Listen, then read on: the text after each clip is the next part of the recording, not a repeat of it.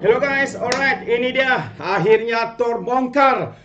Siapakah pemilik portal yang membuat fitnah, yang memanjangkan fitnah terhadap penyanyi nombor satu negara, yaitu Siti Nurhaliza. Akhirnya sahabat semua terbongkar dan ini adalah satu yang sangat mengejutkan. Jadi saya ingin memberikan sedikit update ya berkaitan dengan siapakah sebenar ya dalam memanjangkan fitnah terhadap penyanyi nombor satu negara. Jadi kalau kita lihat hari ini, orang PN yang memiliki portal panjangkan berita palsu tentang Siti Nurhaliza.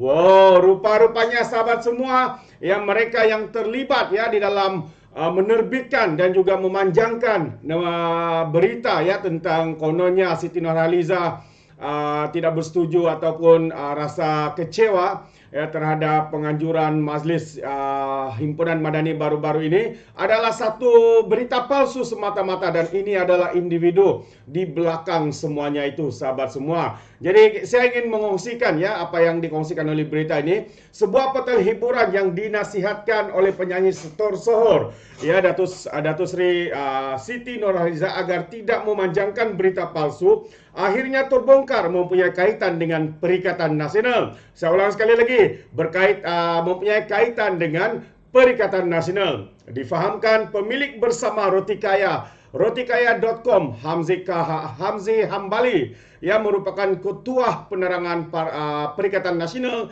Parlimen Seremban. Identiti siapa di sebalik portal yang menyiarkan laporan kononnya Siti tidak sangka rumah terbuka Aidilfitri jadi majlis politik itu dibongkarkan warganet di media sosial.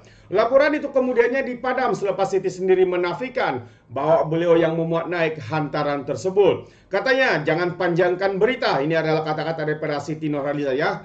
Jangan panjangkan berita palsu. Saya tidak pernah buat kenyataan itu, tegas Siti menegur portal itu. Dalam alasan pengguguran laporan itu, portal terbabit hari ini menerusi siaran bertajuk gara-gara posting FB fake Tokti berita palsu tersebar mengaku terpedaya dengan hantaran palsu yang disunting menggunakan nama akun Facebook penyanyi itu.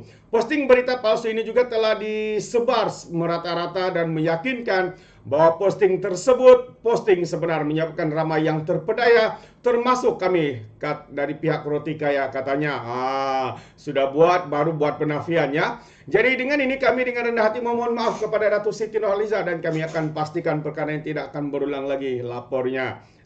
Memang itulah niat mereka sebenarnya ya untuk cuba ya membuat persepsi buruk kepada Datuk Siti Nurhaliza. Sementara itu semakan harapan Daily juga mendapati Hamzi 38 tahun pernah mengaku amat kecewa apabila Datuk Seri Anwar menjadi Perdana Menteri. Dia turut menganggap Menteri Ekonomi Rafizi Ramli sebagai tidak guna, cakap banyak serta memang power menghasut orang, lepas tu hilang senyap tanpa kabar berita. Dalam masa yang sama, pada hantaran di Facebook 25 November tahun lalu itu juga, Hamzi melabelkan Presiden UMNO Datuk Seri Dr. Ahmad Zahid Hamidi sebagai power babe putar alam.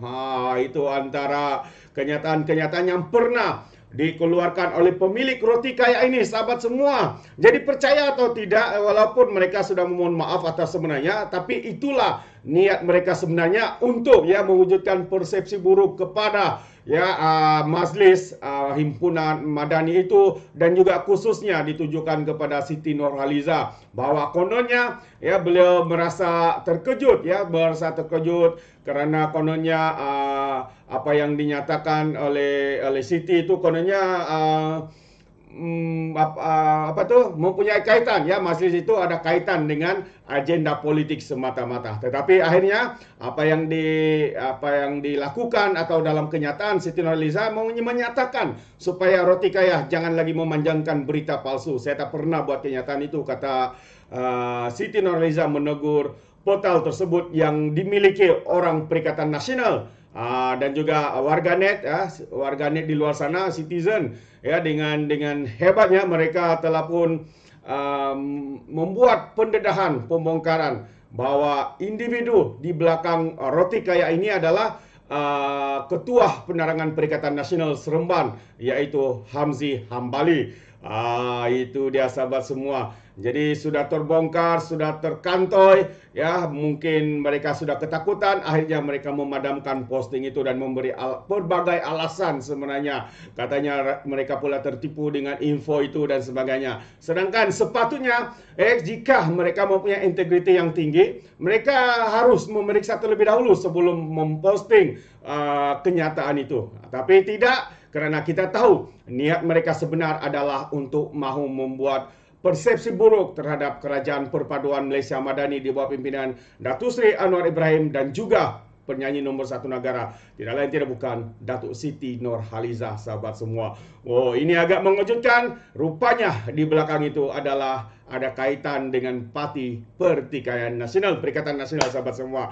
Jadi sangat mengejutkan. Bagaimana pula dengan anda, sahabat-sahabat di luar sana? Apakah pandangan anda berkaitan dengan perkara ini? Anda boleh berikan komen anda dalam ruangan komen, tapi ingat ya, beri komen dengan cara berhemah. Jangan menjadi seperti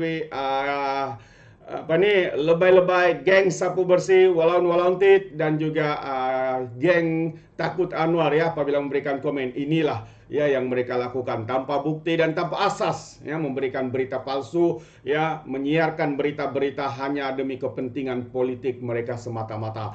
Jadi sahabat semua, terima kasih sekali lagi. Izinkan saya untuk mengundurkan diri, dan seperti biasa peribahasa mengatakan, tapapun kangkap 2 tahun keinginan. Dalam bahasa Melanya, tepuk dadah, tanya selera. Sekian sih daripada Orang Dapat Channel. Saya kita berjumpa lagi dalam info dan update yang seterusnya. Sekian, bye-bye.